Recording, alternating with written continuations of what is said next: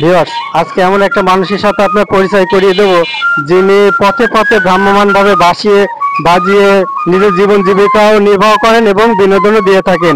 এই মানুষটিকে আমি অনেক দিন আগে থেকে খুঁজতেছি। উনি অসাধারণ একজন মানুষ।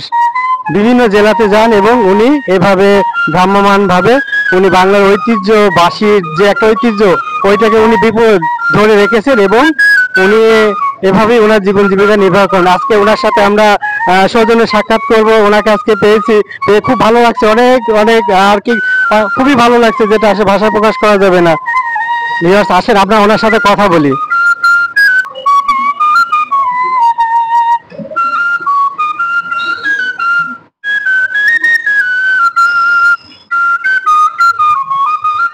অমায়িক সেই বাংলার সুর যেন আজকে ফিরে এসেছে।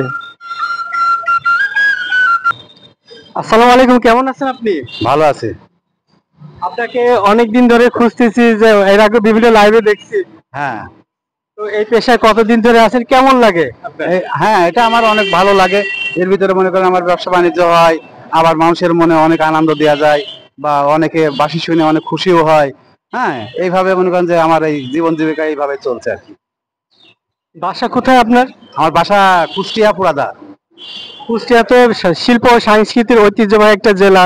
সেই সাথে আপনার বাদ্যযন্ত্র দেখে, আপনাকে দেখেই বুঝতে পারছি আসলে কুষ্টিয়া জেলা হলো লালনের একটা জেলা। জি জি জি। হ্যাঁ। আহ, কতদিন ধরে আছেন এই পেশায় আপনি? এই মোটামুটি আমি আছি 40-45 বছর ধরে। ছোটবেলা থেকে আছি আমি এই পথে। এটাতে আপনি সন্তুষ্ট এবং খুশি? হ্যাঁ, খুব সুন্দর, আমার কাছে খুব ভালো লাগে।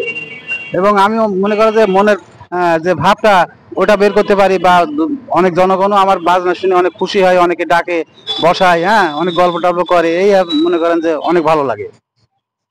আপনাকে পেয়ে আসলে অনেক আনন্দিত এবং ধন্যবাদ আপনাকে।